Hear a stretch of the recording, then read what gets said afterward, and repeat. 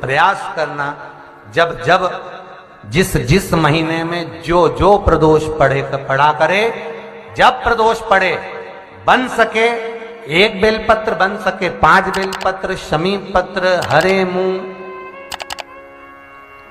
मूंग बेलपत्र, एक कलश के अंदर थोड़ा सा पानी लेकर 1 बेलपत्र, हरा मूंग, शमी पत्र डालकर और उसमें थोड़ा सा गुड़ डालकर भगवान शिव का स्मरण कर कर प्रदोष काल में, मान लो कोई काम आपका बहुत जरूरी है, बहुत दिनों से आप थक गए हैं, नहीं हो रहा, कर्जा बढ़ रहा है, धन नहीं आ रहा, व्यापार नहीं चढ़ रहा, या कोई समस्या बहुत प्रबल है, कोई एग्जाम में बैठ रहे हो नहीं हो रहा, परीक्षा भी दे दी है, रिजल्ट आने ही वाला है, तो भी प्रदोष काल में, प्रदोष के समय वो जल, मूंग, शमी पत्र और बेलपत्र और गुड़ का शंकर के शिवलिंग को समर्पित करना प्रारंभ कर दो। 2 या 3 प्रदोष करोगे, बाबा आपकी मनोकामना शीघ्र पूर्ण कर देगा। 2 या 3 करोगे, बाबा करेगा। गुरुवार की प्रदोष पड़ती है तो शिव गंगा के स्थल पर निवास करते हैं। गुरुवार की प्रदोष शत्रुओं का नाश करती है। ऐसी प्रदोषों का नियम वर्णन किया, फिर लिखा शिव महापुराण में, बड़ा सुंदर लिखा वेदव्यास जी ने। मान लो आप प्रदोष का व्रत नहीं कर सकते, आप अगर व्रत नहीं कर सकते तो प्रदोष के दिन, प्रदोष काल में शाम का समय सूर्यास्त का कुछ पल, कुछ घड़ी के पहले से लेकर बाद तक का प्रदोष काल के अंतर्गत आप शंकर जी के मंदिर में जाकर 1 लोटा पानी, 5 बेलपत्र भी अगर समर्पित करते हैं तो संपूर्ण प्रदोष का फल आपके भाग्य में प्रबल हो जाए। शिव महापुराण में शिव कथा कहती है, नंदी का 1 पांव जो ऊपर होता है, आप लोग दर्शन करे होंगे शंकर जी के मंदिर में नंदी के, तो नंदी का 1 पांव उठा हुआ होता है, 1 पांव नीचा की ओर होता है।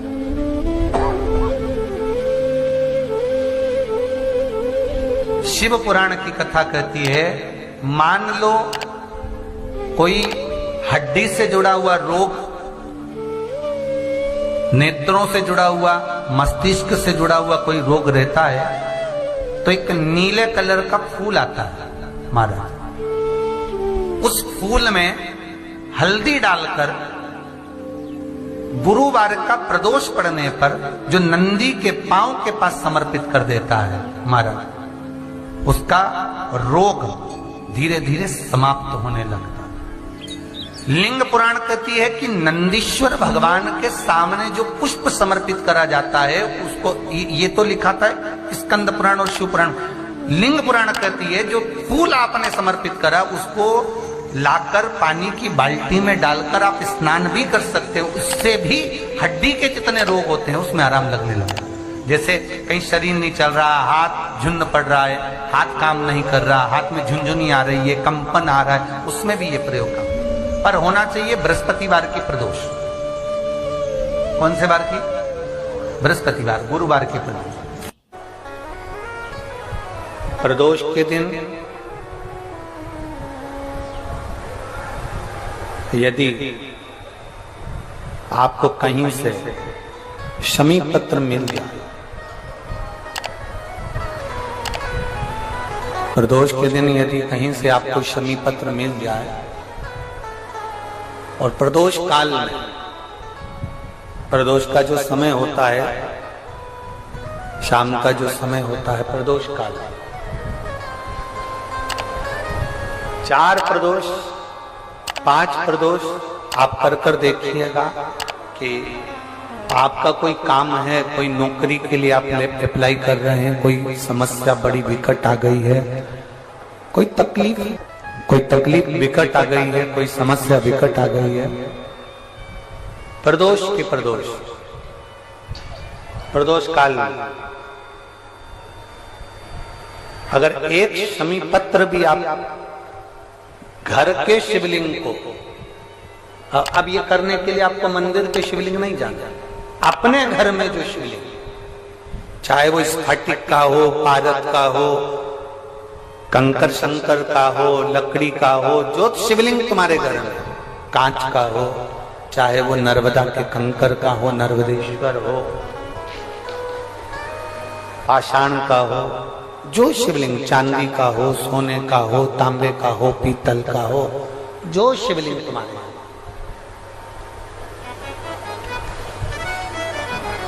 एक समीपत्र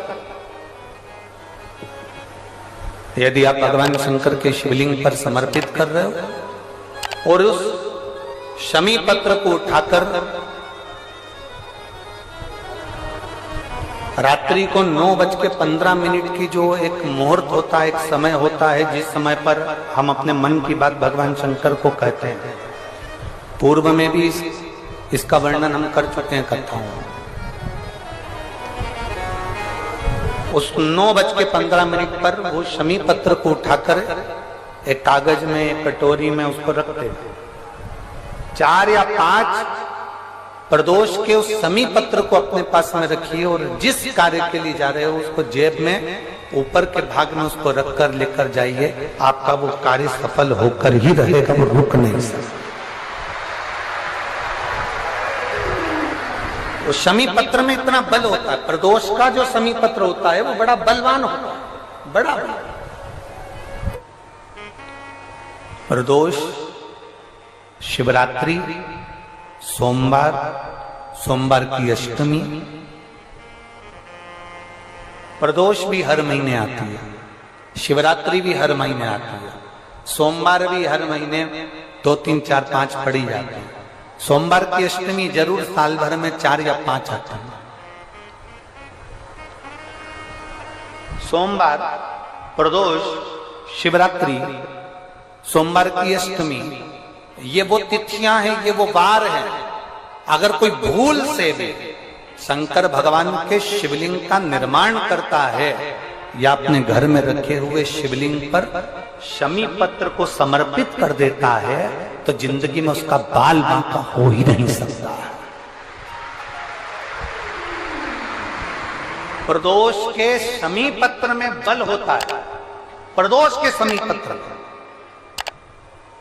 मैं सुनील जी को धन्यवाद दूंगा, आपको बहुत बहुत साधुवाद। ये 5 दिन की कथा में 22 तारीख को प्रदोष पड़ रहा है और बाबा की कृपा है आप पर, जो ये प्रदोष के समय पर भी कथा चले। कथा का समापन 23 को है पर 22 को प्रदोष पड़ जाएगा। कितने किस्मत वाले हैं रेवाड़ी वाले, घर जाके नजर उतरवा लेना राइनोन से हो।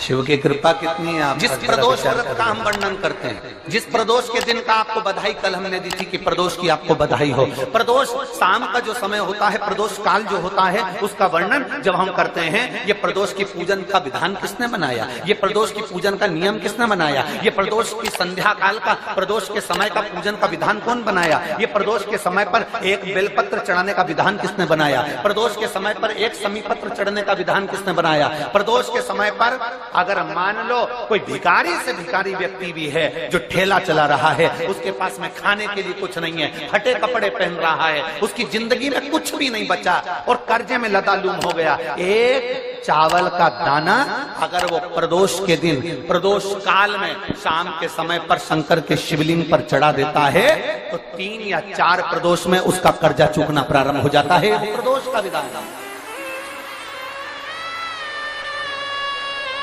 इतना ये प्रदोष का वर्णन करा किसने, इतना प्रदोष की महत्वता बताई किसने,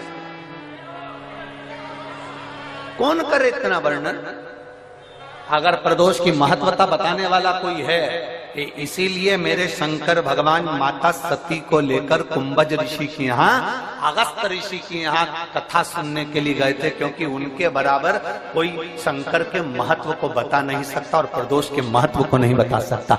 सती मैया को प्रदोष का महत्व बताने के लिए शंकर सती जी को लेकर कुंभज बाबा के यहाँ गए थे, अगस्त ऋषि, कि प्रदोष के महत्व को तो जानो सती, तुम प्रदोष के महत्व को तो सती जानो, तुम प्रदोष के महत्व को तो सती पहचानो कि प्रदोष का महत्व क्या होता है, प्रदोष काल का महत्व क्या होता है, प्रदोष के समय का महत्व क्या होता है। जिस समय पर सूरज डूब रहा हो, चंद्र प्रकाशित हो रहा हो, दोनों का मेल हो रहा हो, ना तो पूरा सूरज डूबा है, न पूरा चंद्र आया है, न पूरा अंधेरा है, न पूरा उजाला है, उस समय को प्रदोष काल कहा गया। उस समय को प्रदोष का समय कहा, प्रदोष काल कहा। अब कई लोग हमसे कहते हैं गुरुजी आप हमको प्रदोष का समय बताया करो कि प्रदोष काल किसको कहते हैं, प्रदोष का समय किसको कहते हैं। अब एक बात हम आप सबसे कहना चाहते हैं, जितने लोग आस्था चैनल पर सुन रहे हैं, जितने फेसबुक यूट्यूब पर सुन रहे हैं और जितने रेवाड़ी की इस पवित्र धरा पर कथा को सुन रहे हैं, आप सबसे एक बात कहना चाहेंगे। अगर हम समय देखकर बताएं आपको कि शाम को 6 बजे, 6:30 बजे, 6:30 पे लेकर 7:30 के बीच में ये समय है, या 5:30 से लेकर 6:30 तक का ये समय है, या हम तुमको बोल दें कि इतनी बजे ये समय प्रदोष काल का रहेगा या इतनी बजे ये समय रहेगा, तो देखिए कभी कभी ठंड का समय आता है तो दिन जल्दी ढल जाता है, कभी कभी गर्मी का समय रहता है तो दिन बहुत लेट ढलता है। इसलिए समय की गणना से मत चलो, आप तो ये अंदाजा लगाकर रखो कि दिन ढल रहा हो, अंधेरा होना शुरू हो रहा हो, सूरज डूब रहा हो, चंद्र प्रकाशित हो रहा हो, अंधेरा अपना काम कर रहा है, सूरज ढलता जा रहा है, दिन कम होते चले जा रहा है और अंधेरा थोड़ा बढ़ते चले जा रहा है। इन दोनों का जो मिलन का समय हो, अब वो कितनी भी बजे, आप तो बस उसके मिलन का समय निकाल लो, वही समय प्रदोष काल कहलाता है, वही समय प्रदोष।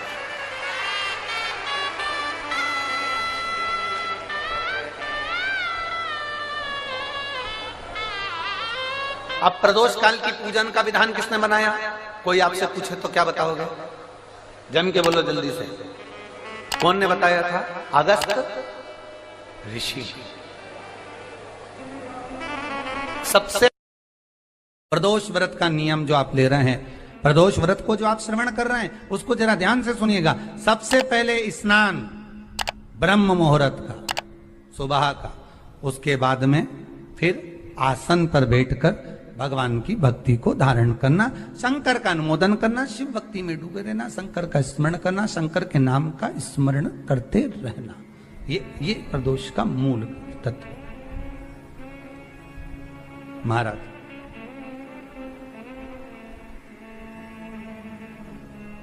प्रदोष व्रत करने वाले को भोजन नहीं करना चाहिए, ध्यान दीजिए। फलाहार करो, उसमें भी नमक का सेवन मत करो। प्रदोष व्रत में नमक का सेवन वर्जित होता है। कोई कैसे कहते तुमको कि तुम अभागे हो? ना ना, हमारे बराबर भाग्य नहीं है किसी का।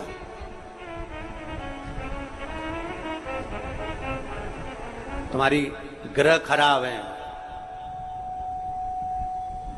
तुम्हारे ग्रह खराब है। संभेश्वर महादेव का नाम, 7 कनेर के पुष्प, कितने? 7 कनेर मालूम है? ये रोड पर जो जाते हो डिवाइडर में पीला पीला फूल लंबा, जो कि पशु पक्षी कोई नहीं खाता, जहरीला फूल माना जाता है। कनेर के 7 फूल, एक बेलपत्र। जिस समय पर कनेर का फूल बेलपत्र के साथ चढ़ाया जाएगा तो 7 कनेर के पुष्प सीधी बेलपत्र पर आपको रखना। 2-3 प्रदोष कर कर देखना।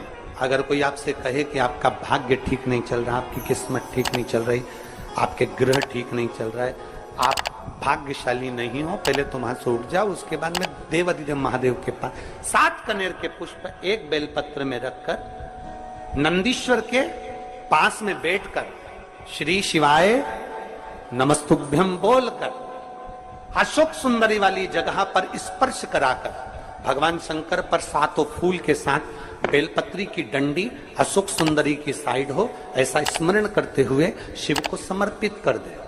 वही बेलपत्री 5 बार नमः शिवाय या पंचाक्षर मंत्र, षडाक्षर मंत्र या श्री शिवाय नमस्तुभ्यम बोलकर वही बेलपत्री 3 प्रदोष, 4 प्रदोष, 5 प्रदोष, 2 प्रदोष, जितने प्रदोष आप चढ़ा रहे हैं प्रदोष काल में, वो बेलपत्री लाकर अपने कक्ष में अपने पूजन वाली स्थान पर रखते जाओ। एक बेलपत्री एक प्रदोष पर लाओगे, अगला प्रदोष आएगा, कितना अंतर पड़ता है आपके भाग्य बदलने में, आपको खुद मालूम पड़ जाएगा कि आपकी किस्मत कैसे बदल रही है। मेहनत आपको करना है, परिश्रम आपको करना है, लगन आपको लगाना है, और बेलपत्री और कनेर का पुष्प शिव को चढ़ाना। चालू करो प्रदोष प्रदोष चढ़ाना, और चढ़ाओ शंकर का भजन। यहां नहीं चढ़ा सकते, अपने घर पर चढ़ाओ, अपने शिवालय में चढ़ाओ, अपने देवालय में चढ़ाओ, अपने नजदीक में जो शंकर मंदिर वहां चढ़ाओ, आराधना शिव की। कोई कह दे तुमसे कि ये ठीक नहीं, प्रथम आप ये जो कनेर के फूल चढ़ाओगे ना, इसमें श्रंभेश्वर महादेव का भाव होना चाहिए। श्रंभेश्वर महादेव, फिर से एक बार बोलो, कौन से महादेव? श्रंभेश्वर। और फिर एक निवेदन, मान लो कि डॉक्टर कह दे कि बच्चे की धड़कन नहीं आ रही है, 7 पुष्प कोई से भी, 7 बेलपत्र अशोक सुंदरी वाली जगह पर एक एक कर कर बेलपत्र, एक बेलपत्र एक पुष्प अशोक सुंदरी वाली, एक बेलपत्र एक पुष्प अशोक सुंदरी वाली जगह पर चढ़ा दीजिए, और एक बेलपत्र उसमें से एक पुष्प लेकर अपने घर जाइए, और 15 दिन के बाद वापिस उस बच्चे की सोनोग्राफी जांच डॉक्टर के कहने से कराइए। बाबा उस बच्चे की धड़कन, श्वास और शरीर पूरा देगा। श्रंभेश्वर महादेव में, श्रंभेश्वर महादेव का जब नाम लिया जाता है तो 33 कोटि देवी देवताओं का एक साथ नाम उच्चारण हो जाता है। 33 कोटि देवता श्रंभेश्वर। बोल श्रंभेश्वर महादेव की जय। श्रंभेश्वर भगवान का स्मरण किया है। आगे वर्णन आया है भगवान के सुंदर आनंदमय स्वरूप का। जब भगवान देवाधिदेव महादेव आनंद में विराजमान थे, देवता और राक्षसों ने मिलकर मंथन किया, मंथन में विष निकला जो देवाधिदेव महादेव के पास पहुंचा। शिवजी ने विष को धारण करा, क्योंकि घर का जो बड़ा होता है, घर का जो बुजुर्ग होता है, उसको बहुत सहना पड़ता है, बहुत सहना पड़ता है। घर का जो बुजुर्ग है, घर का जो बड़ा है, उसको सहना पड़े, सहन करना पड़े, और सहने की आदत होना भी चाहिए।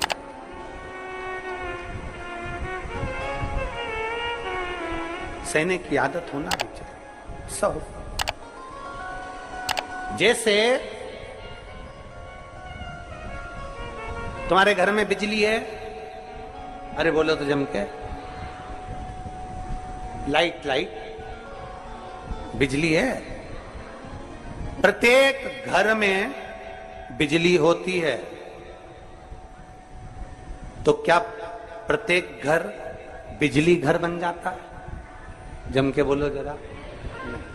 बिजली घर तो 1 2 कहीं कहीं, बड़ा शहर है तो थोड़े ज्यादा हो सकते, छोटा शहर है, छोटा गांव है तो बिजली घर 1 2। प्रत्येक घर में बिजली होती है, पर सारे घर बिजली घर नहीं कहलाते, बिजली घर नहीं बन जाते। बिजली घर तो कोई सा घर होता है। उसी तरह ढेर सारे तुम्हें कथा करने वाले भी मिलेंगे, ढेर सारे तुम्हें ज्ञान देने वाले भी मिलेंगे, ढेर सारे तुम्हारे पास में, तुम्हें मोबाइल खोलोगे, टीवी खोलोगे तो ढेर सारे महाराज मिलेंगे, पर सब देवाधिदेव महादेव के भक्त नहीं मिल जाते। बड़ा कठिन होता, बहुत कठिन। प्रत्येक घर बिजली घर नहीं होता, उसी तरह घर में रहने वाला प्रत्येक व्यक्ति शंकर का भक्त नहीं होता। उस घर में रहने वाले 10 लोगों में, 15 लोगों में, 20 लोगों में, 25 लोगों में, 5 लोगों में, 10 लोगों में कोई 1 2 ऐसे होते हैं, 1 आध 2 ऐसे होते हैं शंकर की भक्ति में डूबे होते हैं, शिव के स्मरण में डूबे होते हैं। घर वालों को लगता है कि काम पर काम हो रहे हैं, अच्छे अच्छे काम हो रहे हैं, खूब अच्छे काम हो रहे हैं, पूरे खानदान में अच्छे अच्छे काम हो रहे हैं। कई लोग कहते हैं इसकी कृपा हो गई, उसकी कृपा हो गई। ना, जो रोज तुम्हारे घर में से कोई एक व्यक्ति शंकर को जल चढ़ाने जा रहा है, ये उसकी कृपा है जो तेरे घर में आज सब कुछ आनंद होता चले जा रहा है, ये उसकी कृपा है। अंत बिंदु मेरा शिव है। चंचुला देवी हाथ जोड़कर कहती है, प्रभु कृपा करिए। भगवान शिव विष पीकर नीलकंठधारी बन जाते हैं। अमृत पीने वाले देव कहलाए और विष पीने वाला देव अधिदेव महादेव कहलाए। महादेव। थोड़ा दुख आए तो चिंता न करना, बाबा कुछ अच्छा करने वाला होगा। थोड़ा कष्ट आए तो चिंता मत करना, बाबा कुछ अच्छा करने वाला होगा। जल्दी से काम नहीं निपटे, बहुत मेहनत करना पड़ रही है। हम 3 बार 4 बार कुबेरेश्वर धाम आ गए, 5 बार आ गए, बाबा कब सुनेगा? चिंता मत करना, फाइल थोड़ी मोटी है, थोड़ा समय लगाएगा, करेगा। किसी को खाली नहीं भेजता तो तुम्हें कैसे भेज दे? किसी को नहीं भेजा उसने खाली। ये इतने एक बहन ने तो पूरी डॉक्टरों की 1 2 3 4 5 6 7 फाइल लगाई। 7 डॉक्टरों की, 7 डॉक्टरों की फाइल लगाई है। और सब डॉक्टरों ने कह दिया था कि तेरे घर संतान नहीं होगी, सुख नहीं। फिर भी शिव ने 1 साल नहीं, 2 साल नहीं, 3 साल नहीं, 4 साल नहीं, 5 साल बाद दिया।